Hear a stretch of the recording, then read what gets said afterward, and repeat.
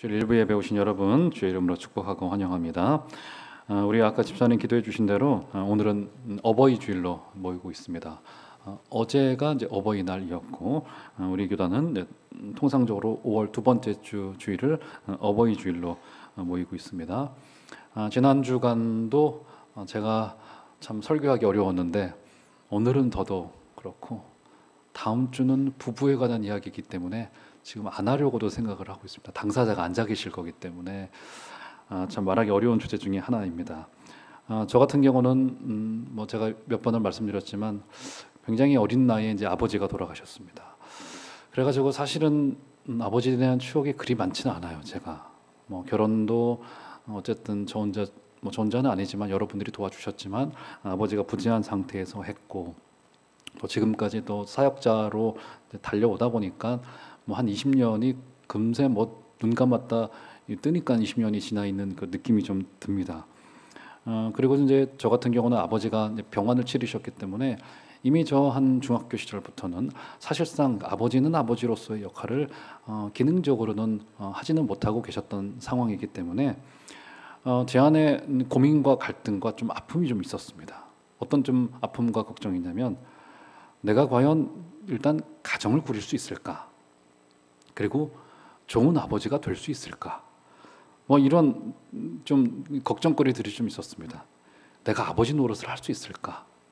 아무래도 보고 듣고 배운 게 없기 때문에 그 역할에 대한 그 모호함이 있었습니다. 내가 아버지가 되면 무엇을 어떻게 해줘야 될지도 모르겠고, 그리고 어떤 게 좋은 아버지 상인지도 모르겠고, 뭐 사실 이것이 글로 읽어서는 뭐 너무 한계가 있는 거 아니겠어요? 뭐 근데 그것 때문에 뭐 글도 많이 읽기도 하고 고민도 하고 그랬습니다만, 근데 그런 아픔들이 좀 있었습니다.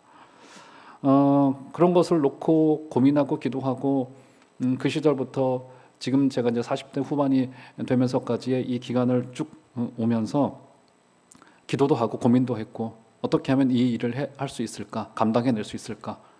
그런데 피하고 싶었는데 제가 우리 종암제일교회에 그래도 말씀을 전하는 앞장선 사람이 되다 보니까 1년에 한두 번은 꼭 우리 자녀에 관한 이야기, 가정에 관한 이야기, 부모님에 관한 이야기, 또 부부에 관한 이야기를 때로는 적용의 관점에서 하지 않을 수가 없습니다.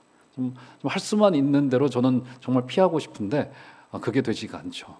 이런 좀 염려와 걱정과 근심으로 세월을 보내다 보니까 저도 어느새인가 이제 거의 장성한 자녀 셋을 둔 이제 중년의 아버지가 되어 있더라고요.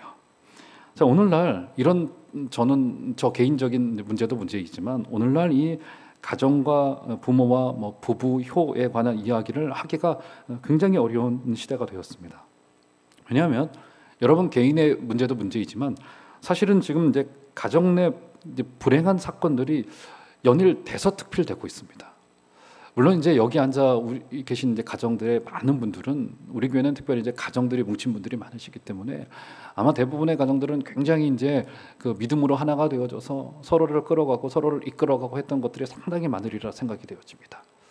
하지만 그 가정의 그 내밀한 곳으로 한 발자국 두 발자국 들어가다 보면은 사실은 지금 이제 신문지상에 벌어지고 있는 그런 끔찍한 사건들, 부모가 자녀에게, 자녀가 부모에게, 또 아버지가 돌아가시고 난 뒤에 유산의 문제 때문에 고통스러워하고 이런 문제들이 사실은 신문지상에 벌어지고 있는 일들이긴 하지만 사실은 크고 작은 어떤 여러 가지 현상의 문제는 있지만 이런 가정의 아픔들이 우리 가운데 실제로 존재한다라고 하는 겁니다. 그래서 저는 더 이상 우리나라를 동방예의지국이라 부를 수 없을 정도가 된 것은 아닌가 하는 너무나도 안타까운 마음이 듭니다. 그래서 사실은 세상에서는 더 말할 것도 없죠. 더 이상 효에 관하여서 부모에 관하여서 뭐 예전처럼 부모가 자녀를 위해서 희생하고 섬기고 사랑해야 된다는 것도 말하기 힘든 시대가 되어졌고 요즘은 그러지 않은 부모님들도 너무 많고 그리고 자녀들도 더 이상 부모님에 대한 물론 그 유교적인 효라고 하는 것 자체가 전부 다 옳은 것은 아니겠으나 우리나라를 그렇게 아름답게 보면서 서구 사람들이 우리나라를 바라보면서 동방예의지국이라고 불렀던 그 아름다운 전통들이 우리 가운데는 점점 더 사라지고 있는 것 같은 안타까운 마음이 들게 됩니다. 여러분, 이런 현상적인 문제만이 아니죠. 사실은 성경이 너무나도 여러 군데에서 여러의 그 모양들을 통하여서 우리의 신앙을 설명할 때 물론 가장 많은 것은 부부관계로 하나님과 우리와의 관계를 설명하는 것들이 굉장히 많습니다. 부부관계가 가장 많을 것입니다. 뭐 신약 성경에서는 더 말할 것도 없죠. 아예 명시적으로 우리와 그리스도와의 관계를 신부와 남편의 관계로 규정해 놓고 있습니다. 그런데 그것만큼이나 많게도 이제 오늘 제가 말씀드리려고 하는 부모와 자식과의 관계로 신앙을 설명하고 있는 성경의 구절들이 상당히 많다는 것입니다. 그렇다면 우리 기독교인들이 가져가야 될 그 효에 관한 관점은 이미 성경 속에서도 녹아져 들어가져 있고, 그리고 우리가 반드시 오늘 이 시간, 이 짧은 시간을 통하여서 제가 여러분들에게 분명히 말씀드리고 싶은 바는 우리가 가져가야 될 부모님을 공경함, 효라고 하는 주제는 우리가 말하지 않을 수 없는 구속과 관련되어진 우리의 구원의 모양새와 아주 굉장히 유사하게 관련되어진 굉장히 중요한 지점이 있다라고 하는 사실입니다. 여러분, 유교적인 관점에서는 여러 가지 이유를 좀 들이대죠. 특별히 이제 뭐 사회의 전반의 분위기도 그렇고 우리나라는 이제 나이별로 이제 뭔가 이렇게 서열이 매겨지는 사회이기 때문에 당연히 부모님을 섬기는 것은 당연한 것이다라고는 이게 이 당위적인 관점으로만 이야기를 하고 있는데, 사실은 성경은 거기에서 멈춰서지는 않습니다. 성경은 훨씬 더 우리에게 근본적인 이야기를 하고 있어요. 작년에 드린 말씀 기억나실런지 모르겠습니다. 부모님은 우리에게 그 부모님의 그 위치가 하나님의 대리자이기 때문에, 특별히 아버지는 하나님의 대리자로 서 계시기 때문에 우리가 그분께 효를 하는 것은 단순히 유교적인 관점이거나 우리를 낳아주셨기 때문 정도가 아니라 그분들은 우리의 하나님의 대리자로서 서 계신 것이라고. 그렇기 때문에 부모를 공경하라라고 이제 오는 수요일에 이제 그 말씀이 또 선포가 되어질 텐데, 부모를 공경하라라고 했던 그 말씀은 그분들이 우리에게 공경받기에 합당하시거나 공경받기에 조건을 가지고 계시기 때문만이 아니라 그분들이 가지고 계신 그 절대적인 그 위치 때문에 우리는 그분들을 공경해야 되는 것입니다. 자, 그래서 이제 오늘 이제 읽었던 이 말씀을 중심으로 해서 이 부모와 자녀 관계로 신앙을 설명하는 정말 우리 주님께서 직접 말씀해 주신 굉장히 적절한 비유인데, 오늘 이 비유를 통하여서 저는 여러분들께 두 가지를 좀 말씀드리고자 합니다. 첫 번째, 부모를 섬기는 데 있어 우리가 가져가야 될 핵심적인 가치는 무엇인가? 오늘 단순히 저는 부모님 우리를 낳아주셨기 때문에, 그렇죠? 우리가 충분히 공경할 만하기 때문에라고 하는 이 당위적인 내용들은 일단 뒤로 두도록 하겠습니다. 그런데 우리의 신앙과 우리의 구원과 관련하여 우리 부모님들께서는 어떤 위치에 계신가? 이 말씀을 첫 번째로 드리도록 하겠고요. 두 번째, 그러면 우리는 어떤 책무까지 가야 될 것인가? 이 이야기를 여러분들께 좀 말씀드리고자 합니다. 자, 오늘 말씀 여러분 잘 알고 있는 대로 철없는 둘째 아들이 아버지의 살림을 가지고 집을 뛰쳐나가는 사건이 오늘 이제 벌어지게 되어지죠. 자, 오늘 이제 본문이 좀 길기 때문에 다 읽지는 못했습니다만 우리 한번 한 절 한 절씩 같이 한번 읽어가 보시도록 하시죠. 11절, 12절로 가보시면 자, 이제 아들에 관한 이야기가 먼저 등장합니다. 제가 한번 읽어드릴게요. 또 이르시되 어떤 사람에게 두 아들이 있는데 그 둘째가 아버지에게 말하되 아버지여 재산 중에서 내게 돌아올 분깃을 내게 주소서 하는지라. 아버지가 그 살림을 각각 나눠주었더니. 네, 지금 어떻게 합니까? 둘째 아들이 분연히 일어나서 아버지에게 가서 아버지, 제가 받을 그 유산 있지 않습니까? 그거 아버지 돌아가시고 난 다음에 줄 게 아니라 뭐 요즘 말로 하면 제가 좀 사업 좀 한번 해보려 하는데 그 유산을 제가 좀 띄워줘 주십시오. 저 이제 집을 나가서 독립하겠습니다. 이런 상황이 된 거예요. 뭐 이제는 이제 우리 문화 가운데는 이게 뭐 익숙한 풍경이긴 하죠. 그렇죠? 아버지에게 미리 좀 사업을 위해서 좀 먼저 좀 세상 말 좀 땡겨 주십시오. 뭐 이런 일들이 가능하단 말이죠. 그런데 당시에 이제 유대인들의 사회 속에서는 아버지가 돌아가시기 전에는 아버지에게 유산을 달라 하는 이야기를 할 수가 없었습니다. 그러니까 당시에 아버지에게 이게 지금 오늘 말씀에 기록되어져 있는 요것대로 이렇게 했다라고 하는 것은 이제 어떤 의미를 가지고 있냐면, 아버지가 살아계심에도 유산을 달라는 것은 그 말 속에는 어떤 전제와 제한이 깔려져 있냐면, 이제 이미 제 인생 속에서는 아버지는 없습니다. 아버지는 이미 죽은 것이나 다름 아닙니다라고 하는 선언이 여기에 이미 담겨져 있는 것이나 이제 마찬가지입니다. 그러니까 지금 이 제안은 굉장히 폐륜적인 제안이었었습니다. 그러니까 우리가 우리의 느낌으로는 오질 않아요. 우리는 지금 뭐 아버지가 집도 해드리기도 하고 자식에게 재산을 뭐 뭉텅 띄워주기도 하는 것이 아버지 살아계실 때 하는 것이지만, 사실은 당시의 문화 속에서는 아버지가 버젓이 살아계신데 아버지가 아들에게 유산을 주는 사례는 존재할 수 없었습니다. 그것도 불가능한데 지금 이 둘째 아들이 먼저 일어나가지고 어떻게 합니까? 아버지에게 재산을 달라고, 살림을 나누어 달라고 제안하는 것은 어떤 의미를 가지고 있냐면 굉장히 폐륜적인 제안인 것이, 이미 아버지는 제게 죽은 존재임이 다름 아닙니다 라고 하는 이런 전제가 여기에 들어가져 있는 겁니다. 자 보세요. 12절에 보시면 그런 이야기가 등장하죠. 내게 돌아올 분깃을 내게 주소서 하는지라 아버지가 그 살림을 각각 나누어 주었더니, 이렇게 말합니다. 여기서 살림이라고 하는 이 표현 있죠.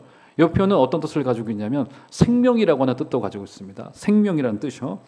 그러니까 지금 굳이 이제 뭐 돈이나 재산을 지칭하려면 다른 표현들이 있을 텐데, 지금 아버지가 살림을 나누어 줬다, 이런 지금 성경의 기록에서 우리가 무엇을 알 수 있냐면, 지금 둘째 아들이 요구한 것은 마치 아버지의 목숨을 찢어서 달라고 하는 듯한 지금 이런 아주 폐륜적인 제안이었다는 것을 굉장히 강조하고 있는 표현인 것임을 지금 확인할 수 있는 겁니다.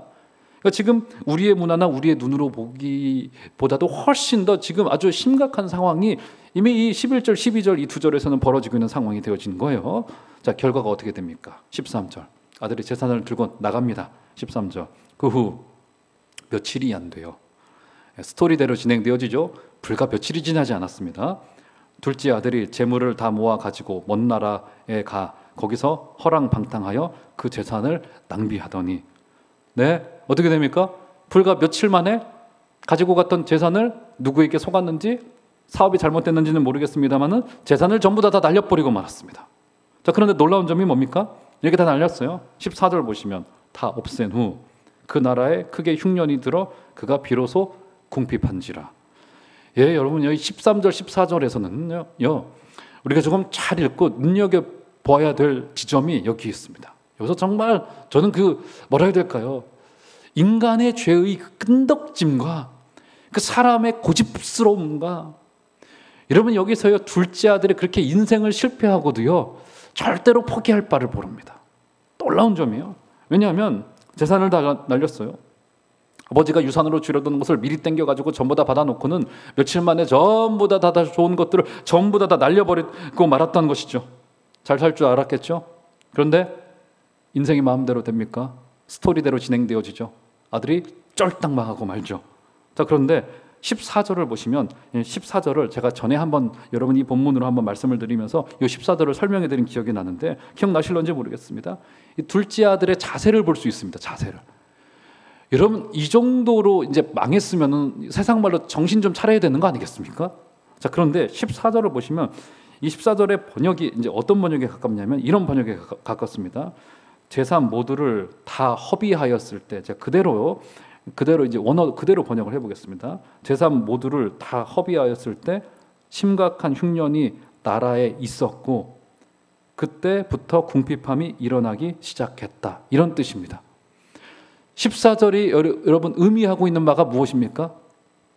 그가 가지고 있는 자산과 재산과 어떤 그의 사업의 수완들을 전부 다 잃고 말하지 않았습니까? 그럼에도 불구하고 그의 마음속에 궁핍함이 찾아오질 않았어요. 언제 궁핍함이 찾아왔냐면 그의 힘으로도 어쩔 수 없는 흉년이 찾아 들어왔을 때 비로소 그가 궁핍해지기 시작했다는 겁니다. 그러니까 그 말은 뭡니까? 그가 재산을 전부 다 낭비했을 때도 그는 마음이 궁핍해지질 않았어요. 마음이 궁핍해지지 않았습니다. 여러분 이것이 인간입니다. 여러분 이것이요 죄의 끈덕짐이고요, 죄의 그 지긋지긋함이에요. 지긋지긋함. 여러분 사람은요, 저도 그렇고 고집스럽습니다. 전혀 사실은 반성하기가 너무나도 어려워요. 재산을 전부 다 잃고 인생을 실패를 하고, 그렇죠?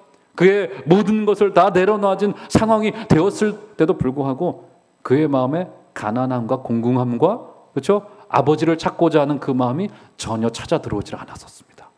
언제 찾아 들어옵니까? 기근이 그 땅에 어마어마하게 찾아 들어오자 이제 나의 젊음으로도 나의 건강으로도 아무것도 할 수 없겠구나.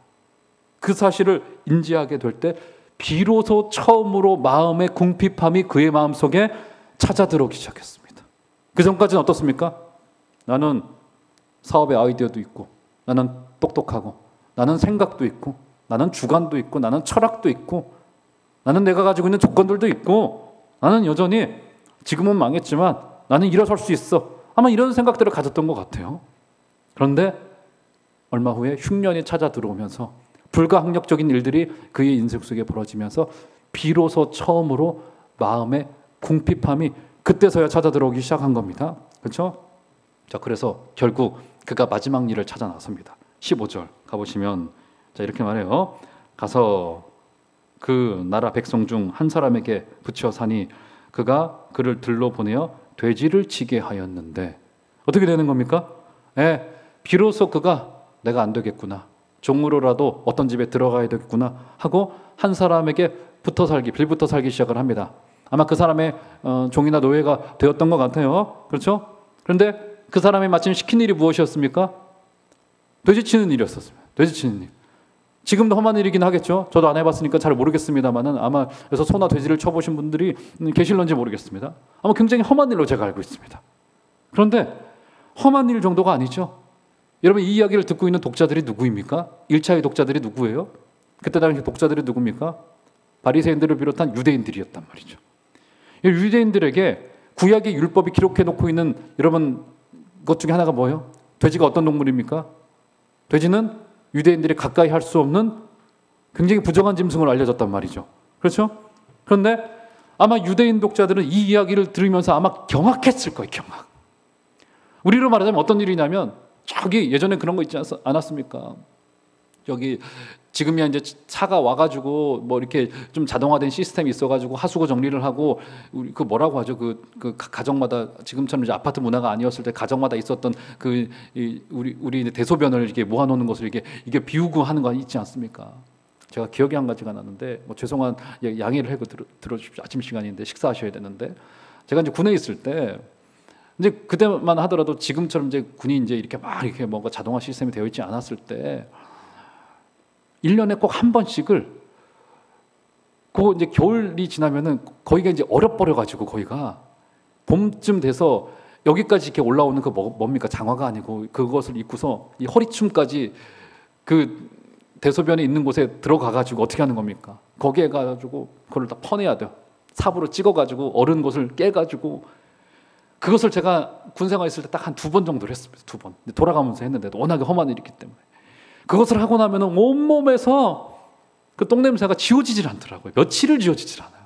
와, 그때 막 인생을 경험했습니다. 막 냄새가 풍겨오고 그 산 중턱에서 그 일을 하는데 어우 지긋지긋한 군대 보내신 아들 군대 보내놓으신 분들 계시는지 모르겠는데 너무 죄송합니다.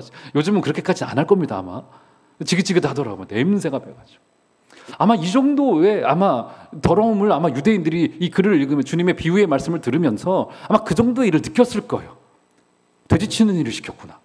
율법이 부정하다 규정해 놓은 이 돼지치는 일까지 하는 상황까지 나락으로까지 떨어진 겁니다. 이 그림은 어떤 것을 보여주고 있는 거냐면 죄가 인간을 어느 정도까지 망가뜨릴 수 있는지를 우리에게 아주 적실하게 보여주고 있는 현장인 거라고요. 죄는 이렇게 우리에게 끈덕지게 붙어서 여러분 사람이 망해도요 그 사람은요 마음에 후회하지 않습니다. 그렇게 사람은 쉽게 반성하지 않아요. 왜요? 그 사람이 잘못됐기 때문이 아니에요. 죄가 그래요. 죄가 그렇습니다. 그리고 죄가 결국 어디에 나락으로까지 끌고 갑니까? 네, 유대인들이 보기 끔찍한 우리로 말하면 똥통에 빠질 정도로까지 죄는 우리를 그 나락으로 끌고 내려간다고요. 그래서 죄는요 모양으로라도 버려야 됩니다. 여러분 우리의 입술에요. 우리 이제 몇 주 전에 그 신성한 성품에 참여해야 된다. 우리의 언어와 성품을 훈련해야 되는데 여러분 우리의 언어가 훈련이 되어져야 됩니다. 우리 생각도 훈련이 되어져야 되고 여러분 언어에 어떤 것이든 부정적인 것이나 어떤 것이든 왜곡된 것들을 여러분 아담의 그 처음의 문제가 뭐였냐면 이 언어의 문제였었습니다. 이 거짓의 문제였었다고요. 여기로부터 시작이 되어지는 거라고요. 사랑하는 여러분 우리의 언어와 성품이 정말 죄에서 멀고 죄는 흉내도 내지 말아주시고 여러분 우리가 모르는 것은 말하지 않는 게 좋습니다. 그냥 입을 닫는 게 좋아요. 사랑하는 여러분, 오늘 이 죄에 대한 이 끔찍한 모습을 보면서 죄는 그 모양이라도 버리시는 복된 은혜가 있으시기를 주의 이름으로 축원합니다. 이제 더 막장으로 나아가요. 볼까요? 16절 가보시면, 자, 16절을 한번 다 같이 한번 읽어볼까요? 읽기에도 끔찍합니다. 다 같이 한번 읽어보도록 하겠습니다. 시작. 그가 돼지 먹는 쥐염 열매로 배를 채우고자 하되 주는 자가 없는지라. 뭡니까 지금?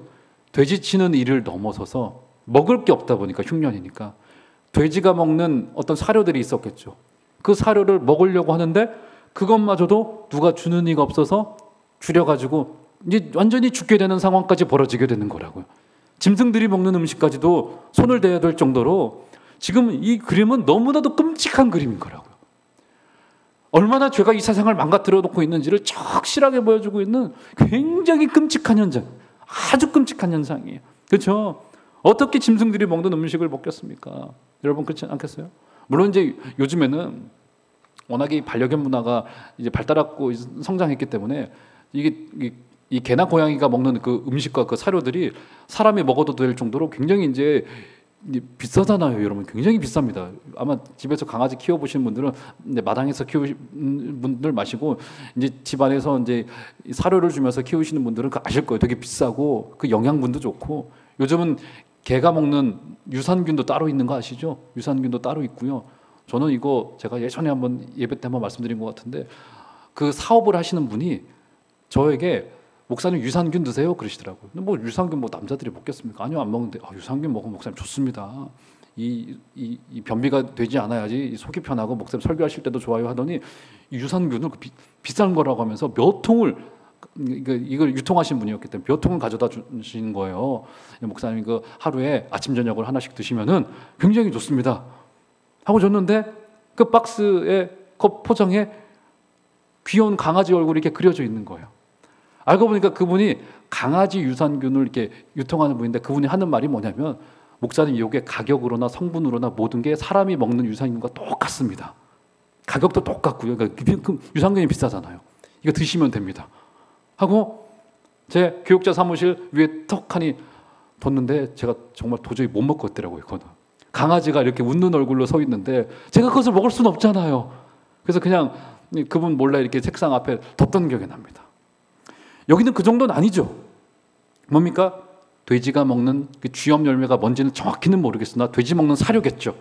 그것을 먹으려고 했는데 그것마저 주는 이가 없어서, 그러니까 죄가 우리를 어느 정도의 나락으로 떨어뜨릴 수 있는지를 적실하게 보여주고 있는 거라고. 그렇죠? 사랑하는 성도 여러분, 죄를 향하여서는 훈련 받으셔야 됩니다. 죄를 거절한 훈련을 하셔야 되고요. 그냥으로는 되지 않습니다. 어떤 분의 표현에 의하면 우리의 생각도 훈련을 받아야 된다고 하더라고요. 생각을 훈련. 우리 언어를 훈련해야 되고 우리의 성품을 훈련해야 되고. 사랑하는 여러분, 우리 교회는 그렇게 죄에서 멀은 교회가 될 수 있기를 주의 이름으로 축원합니다. 자, 이렇게 끔찍한 상황으로까지 이 아들이 나락으로 떨어져 버린 겁니다. 자, 이제 그래서 오늘 제가 드리고 싶은 주제의 말씀은, 오늘 이 둘째 아들 탕자를 기다리고 있는 아버지가 이제 계십니다. 자, 오늘 이제 이 아버지의 모습을 우리가 조금만 자세히 살펴본다면, 여러 가지 행적에서 사실상 이 아버지의 모습이 상식적으로 납득되기 어려운 점들이 상당히 이제 많은 것을 우리가 이제 본문을 통하여 확인할 수 있는 겁니다. 먼저 첫 번째는 뭐냐면, 둘째 아들이 유산을 달라 할 때 아버지가 아무 말도 하지 아니하시고 그의 유산을 턱하니 떼어서 그에게 주세요. 여러분, 이것은 아까도 말씀드렸듯이 굉장히 패륜적인 제안이었습니다. 그럼에도 불구하고 그 좋으신 아버지께서는 그것을 턱하니 주십니다. 사랑하는 여러분, 우리 하나님은 주시는 분이십니다. 믿으시기를 바랍니다. 오늘 심지어 이런 패륜적인 제안을 하는 아들의 요구에도 때로는 그 속 깊은 하나님의 의도와 뜻과 그 동기는, 그 아버지 마음속에 있는 동기는 우리가 알 수 없으나, 그 아들의 패륜적인 제안에도 아버지께서는 턱하니 자신의 유산을, 그의 유업을 떼어서 우리에게 주셨습니다. 그런데 신약 성경에서는 어떻습니까? 예수 그리스도를 믿는 우리에게는 하늘 아버지께서 당신의 모든 것을 주시겠다고 이야기를 하고 계세요. 자, 그렇죠? 자, 그런데 이것은 굉장한 반역행위였었어요. 아들이 한 이것은. 그럼에도 불구하고 아버지가 내어줬단 말이죠. 그런데 이것은 사실은 인간의 상식의 관점에서는 도저히 너무나도 납득하기 어려운 것들입니다. 납득하기 어려운 거예요. 자, 성경을 한 군데 볼까요? 신명기 21장 18절에서 21절을 보시면, 자, 스크린에 띄워줘 드릴게요. 제가 읽어드리겠습니다. 사람에게 완악하고 패역한 아들이 있어 그의 아버지의 말이나 그 어머니의 말을 순종하지 아니하고 부모가 징계하여도 순종하지 아니하거든 그의 부모가 그를 끌고 성문에 이르러 그 성읍 장로들에게 나아가서 그 성읍 장로들에게 말하기를 우리의 이 자식은 완악하고 패역하여 우리 말을 듣지 아니하고 방탕하며 술에 잠긴 자라 하면 그 성읍의 모든 사람들이 그를 돌로 쳐 죽일지니 이같이 내가 너희 중에서 악을 제하라. 그리하면 온 이스라엘이 듣고 두려워하리라. 어떻습니까? 부모와 자식의 관계를 구약의 율법은 굉장히 엄격하게 규정을 합니다. 아까도 말씀드렸듯이 부모는 하나님의 대리자로 서 계시기 때문에 율법은 부모의 위치에 대하여 굉장한 절대성을 부여해요. 부모의 말에 순종하지 않는 폐륜적인 자식이 있다면 그를 성문에 있는 장로들, 즉 재판관들에게 데려가서 실제로 그런 일이 벌어진 것으로 확인이 되어지면 그를 돌로 쳐서 죽이라라고까지 이야기를 합니다. 굉장히 엄격하게 규정해 놓고 있죠. 그렇죠? 그런데 오늘 누가복음 15장의 아버지는 어떻게 합니까? 아들의 폐륜적인 제안을 묵묵히 다 들어주세요. 묵묵히. 그렇죠? 분명히 이 정도의 그림에는 뭔가 우리가 알고 있는 효 이상의 개념이 들어가져 있는 것임을, 사랑 이상의 개념이 들어가져 있는 것임을 알 수 있습니다. 이것은 정확히 구원의 그림인 것임을 우리가 정확히 하나하나씩 보아갈 수 있는 거예요. 조금 더 보시죠. 20절, 15장 20절로 가보시면 아들이 이제 쥐업 열매조차 먹지 못하니까 아버지에게로 돌아가서 내가 품꾼이 되어야 되겠다라고 하는 결심을 가지고 이제 나가기 시작합니다. 20절 보시면, 자, 아들이 돌아오는 모습이 저기 멀리 동고박으로부터 이제 보여오고 있단 말이죠. 자, 그러자 아버지의 태도를 한번 보실까요? 이에 일어나서 아버지께로 돌아가니라. 아직도 거리가 먼데 아버지가 그를 보고 측은히 여겨 달려가 목을 안고 입을 맞추니 저기 멀리서 아들이 보여요. 부모는 알잖아요. 저기 멀리 있는 중에도 저게 내 자식이구나, 내 새끼구나. 부모는 알잖아요. 부모라면 압니다. 오늘 성경도 그것을 기록해 놓고 있어요. 저기 여전히 먼데 그 먼 거리를 버선발로 아버지가 달려가기 시작을 합니다. 달려가고 시작합니다. 그리고 어떻게 하세요? 그를 와락 끌어안아. 그리고 그에게 입을 맞춥니다. 와락 끌어안아. 그를 끌어안았습니다. 일단 당시에 위험 있는 유대인 남자가 이렇게 달려가는 것도 굉장히 상식에 어긋나는 행동 중에 하나입니다. 유대인 남자들은 달리지 않았습니다. 우리 양반들도 그러셨죠? 달리지 않았어요. 왜요? 위험 있는 것을 보여주기 위해서. 네? 아들이 오는 모습을 보고는 아버지가 달려갑니다. 그리고는 그를 와락 끌어안아요. 자, 여기서 중요한 게 바로 이 안아주심입니다. 그래서 오늘 말씀의 제목도 이 안아주심이에요. 그를 왜 끌어안았을까요? 아까 신명기 21장의 말씀에 근거하여 생각해 봤을 때 왜 끌어안았을까요, 여러분? 왜요? 그냥 그가 성문을 통과했을 경우에는 어떤 일이 벌어집니까? 그 성문 안에 백성들이 돌을 들어서 그를 쳐 죽여도 아무 말 하지 못해요. 그는 이미 율법에 의하면 이미 죽을 자로 규정되어 있는 자이기 때문에. 그래서 어떻게 합니까? 아버지가 그가 성문을 통과하기 전에 먼저 달려가서 그를 와락 끌어안아요. 그를 덮어줍니다. 그를 안아준다고. 무슨 말씀이 됩니까? 내가 이 아들 대신 돌을 던진다면 내가 대신하여 죽겠노라라고 하는 결심이 여기에 있는 것이죠. 와락 끌어 안아주셨다고요. 여러분이 안아주신 행위는 굉장히 중요하기 때문에 이것은 우리에게 보여주고 있는 굉장히 중요한 구원의 그림입니다. 바로 우리를 덮어주셨습니다. 우리를 안아주셨습니다. 우리의 구속과 깊은 연관이 있어요. 여러분, 우리가 어떻게 구원받을 수 있었습니까? 예수 그리스도께서 우리 대신 피를 흘려주심으로 그 피가 우리에게 어떻게 되어졌어요? 로마서의 표현에 의하면 그 피가 우리에게 덮인 바 되었습니다. 우리가 덮인 바 되어져서 아버지의 사랑으로 말미암아 그리스도의 피가 우리에게 덮인 바 되어져서 우리에게 구원이 발생되었다고요. 그렇죠? 우리를 덮어주셨습니다. 그러니까 여러분, 기독교의 효는요, 유교적인 효와는 전혀 내용이 다릅니다. 더 근본적인 이야기를 하고 있는 거예요. 우리는 여기서 굉장히 중요한 부모와 자식 간의 굉장히 중요한 한 가지의 관점을 볼 수가 있습니다. 가정의 중요한 가치 한 가지를 볼 수 있어요. 뭡니까? 가정은 바로 안아주는 공동체, 덮어주는 공동체. 그렇죠? 서로를 덮어주는 공동체가 바로 가정인 거라고요. 서로를 덮어주는 공동체요. 덮어주는 것은 기독교의 핵심이고 교회의 핵심이면서 특별히 가정의 핵심입니다. 여러분, 그래서요, 우리는 부모가 그럴만 하시기 때문에 공경하는 것이 절대로 아닙니다. 그분의 위치, 그분의 덮어주기 때문에 우리는 공경하셔야 되는 거라고요. 여러분, 그렇지 않습니까? 여러분, 가족만큼 허물과 약함을 알면서도 나를 인정해주는 공간이 또 있을까요? 여러분, 어떻겠습니까? 우리 어린 자녀들 어렸을 때를 기억해 보십시오. 우리가 만약에 우리의 자녀들의 잘못을 전부 다 까발리고 전부 다 드러내고 공의의 칼을 들이대고 한다면 그 자식들 살아남을 수 있겠어요? 어떻겠습니까? 우리 집에 있는 우리 애들도 그렇지 않습니까? 저만 보더라도 어떻게 되는 겁니까? 애들 모른 척 해주는 거잖아요. 모른 척. 그렇지 않습니까? 한 70%, 80%는 애들에게 부족한 점이 있더라도 이러면 애들 어떻습니까? 솔직히 부모들의 손바닥 아니잖아요. 쟤들이 어떤 생각을 하고 있는지, 어떤 의도인지 사실은 알고 있음에도 불구하고 어떻게 하는 겁니까? 모른 척 덮어주는 거. 정의의 칼만을 들이댈 수 없는 거라고요. 바로 가정은 덮어주는 공동체예요.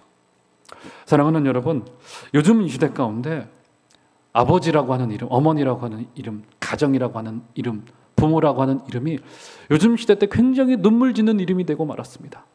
가정의 내밀한 일을 들여다보기 위해서 한 발자국만 들어가서 보면은 그 가정 가운데는 그 아픔과 그 내용들이 가까운 사이만큼이나 굉장히 서로를 찌르고 있는 것을 바라보게 되어집니다. 젊은이들에게 더 이상 효를 말하기 어려운 시대가 되어졌고요. 그리고 요즘에 부모가 되어지는 세대들은 과거에 우리 선배님들이 보여주셨던 사랑과 그 관심과 자녀를 향한 절대적인 사랑이 점점 더 퇴색되어지고 있는 시대를 보게 되어지는 거라고요. 어떤 것이 우리의 해결책이 될 수 있겠습니까? 교회와 가정은 바로 서로를 덮어주는 공동체라고 하는 사실입니다. 제가 이야기 드리고 말씀을 좀 마치도록 하겠습니다. 수혜전이긴 한데요.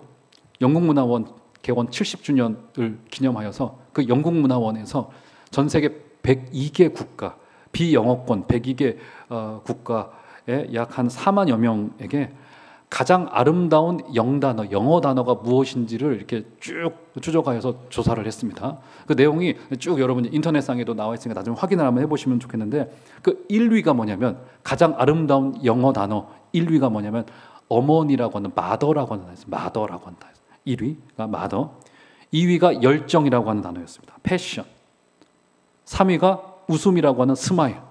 이제 굉장히 따뜻한 단어들이지 않습니까? 좋다는 겁니다. 그 단어가. 3위가 스마일, 4위가 사랑이라고 하는 러브, 4위. 쭉 내려가서 40위가 호박, 펌프킨이라고, 호박이라고 하는 영단어였고요. 41위가 바나나라고 단어였습니다. 49위가 우산이라고 하는 단어였고요. 그렇죠, 우산. 그리고 50위가 캥거루라고 하는 단어를 아름답다고 생각한다고 하더라고요. 뭐 다른 이유는 모르겠습니다만. 그래서 이걸 쭉 리스트해서 70주년을 기념하여서 70위까지를 발표를 했어요. 70위까지가. 1위가 어머니이고요. 50위가 뭐 캥거루, 이런 단어들이 이제 포진되어져 있는 겁니다. 그런데 눈을 씻고 찾아봐도 여기에 father, 아버지라고 하는 단어는 존재하지 않아요. 그래가지고 제목이 뭐냐면 호박보다 못한 아버지가 제목이었습니다. 여러분, 조금 우스운 상황이긴 하지만 저는 이 상황이 정확히 지금 이 시대의 아버지상을 그려주고 있다고 생각을 합니다. 굉장히 어려운 시대가 되어졌습니다. 어떤 분이 쓴 글, 누가 쓴 글인지 모르겠습니다. 이런 글이 있더라고요. 제가 재미삼아 말씀드릴게요. 4살 때 아들은 아버지를 바라보면서 이런 생각을 한다고 합니다. 4살 때 아빠는 무엇이나 할 수 있어. 아버지에 대한 절대성이 있죠.